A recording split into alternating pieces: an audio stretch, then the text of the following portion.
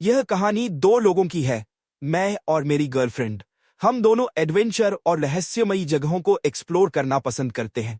इसी जिज्ञासा ने हमें ऑस्ट्रेलिया के सबसे डरावने स्थानों में से एक मशरूम टनल्स तक पहुंचाया।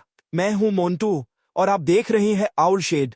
तैयार हो जाइए, क्योंकि जो हमने वहां देखा उसे भूल पाना नामुमकिन है। अब लाइट बंद कर लीजिए, हेडफोन लगा लीजिए।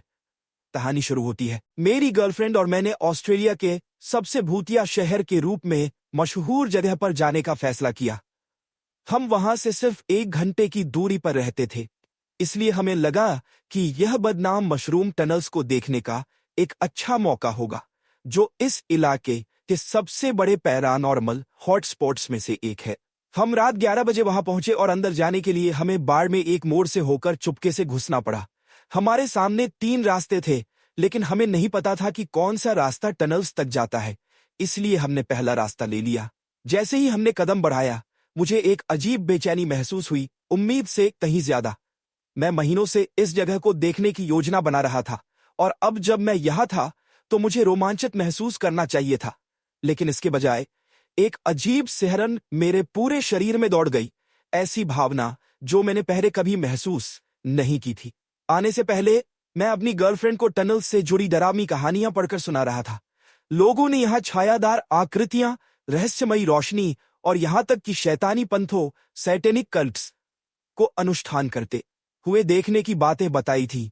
इसलिए जब हम उस पहले रास्ते पर चल रहे थे तो मैं पहले से ही सतर्क था।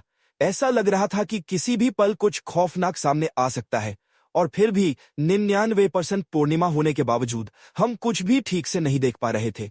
आखिरकार हम रास्ते के अंत तक पहुंचे, लेकिन वहां कुछ नहीं था, सिर्फ खुला मैदान फैला हुआ था। झुंझलाहट में हमने सोशल मीडिया चेक किया और पाया कि हमने गलत रास्ता चुना था।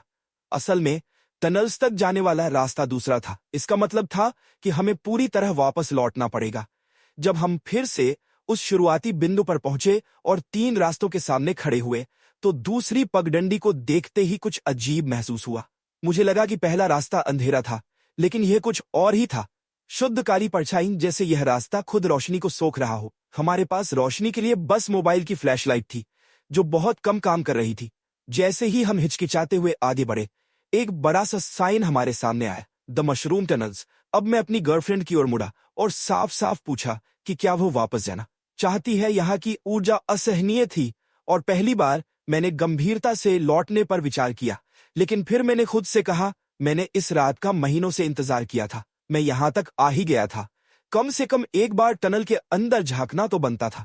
मैंने खुद को संभाला और टनल की ओर थोड़ा और आगे बढ़ा। तभी मेरी गर्लफ्रेंड ने अचानक कहा, वो रही टनल। मैंने उसकी नजर का पीछा किया, मैंने देखा, और मैं भाग खड़ा हुआ। मैं बता नहीं सकता कि मैंने क्या देखा।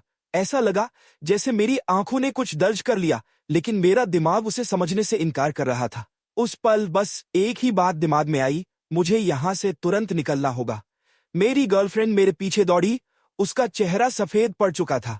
उसने कसम खाकर कहा कि उसने टनल के बीच में एक आकृति देखी थी जो हमें घूर रही थी।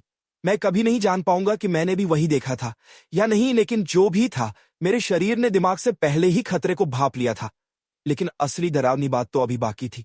हम जैसे तैसे कार तक पहुंचे, दरवाजे बंद किए और इंजन स्टार्ट किया। मैंने अपना फोन ब्लूटूथ से कनेक्ट करने के लिए उठाया, और तभी स्पीकर से एक अजीब, भयानक और खौफनाक आवाज गूंज उठी। मैं उसे शब्दों में सही से बयान भी नहीं कर सकता। वह आवाज गहरी, टूटी फूटी और बहुत ही परेशान करने वाली थी। मेरी गर्लफ्रेंड तुरंत घबराकर बोली कि इसे बंद कर दो, लेकिन मुझे लगा कि मुझे इसे रिकॉर्ड करना चाहिए। मैंने जितना हो सका उतना रिकॉर्ड किया और फिर उसे बंद कर दिया। काश मैं यहाँ वह रिकॉर्डिंग पोस्ट कर पाता, लेकिन यह सबरेडिट वीडियो की अनुमति नहीं देता। अगर तुम्हें दिलचस्पी हो तो मुझे डीएम करो, मैं तुम्हें वह क्लिप भेज दूंगा। और यही हमारी कहानी का अंत था।